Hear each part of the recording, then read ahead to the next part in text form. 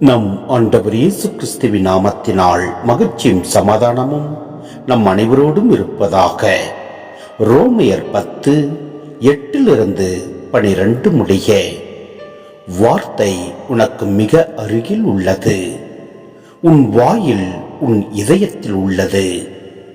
இதுவே நீங்கள் நம்பிக்கை கொள்ள வேண்டும் என நாங்கள் பறைசாற்றும் செய்தியாகும்.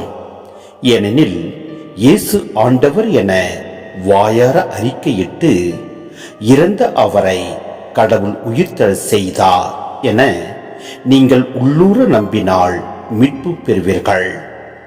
இவ்வாறு உள்ளூர நம்புவோர் கடவுளுக்கு ஏற்புடையவர் ஆவர். வாயார அறிக்கையிடுவோர் மீட்பு பெறுவர். ஏனெனில் அவர் மீது நம்பிக்கை கொண்டோர் வெட்கத்திற்கு உள்ளாக மாட்டார் என்பது மறைநூல் கூற்று. இதில் யூதர் என்றோ கிரேக்கர் என்றோ வேறுபாடில்லை. அனைவருக்கும் ஆண்டவர் ஒருவரே. அவரை நோக்கி மன்றாடும் யாவருக்கும் அவர் அளவற்ற நலன்களை பொழிகிறார். சிந்தனை. இந்த வசனமானது நம்பிக்கையின் எளிமையை விளக்குகிறது.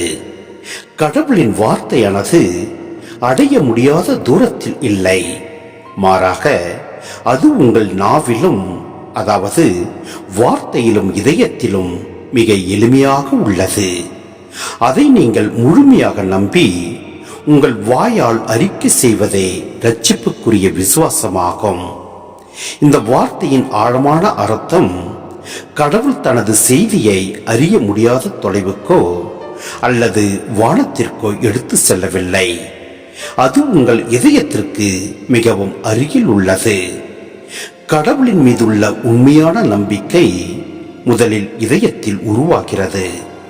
அந்த விசுவாசத்தை உங்கள் வாயால் துணிச்சலாக வெளிப்படுத்துவதே உங்களை இரட்சிப்புக்கு அழைத்து செல்லும். ஆம், இதில் யூதர் என்றோ கிரேக்கர் என்றோ வேறுபாடில்லை. அனைவருக்கும் ஆண்டவர் ஒருவரே. அவரை நோக்கி மன்றாடும் யாவருக்கும் அவர் அளவற்ற நலன்களை பொழிவார் என்பது நிச்சயம்.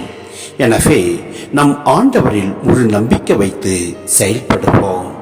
எல்லாம் வல்ல இறைவன் நம்மை நிறைவாய் ஆசீர்வதிப்பார். ஆமென்.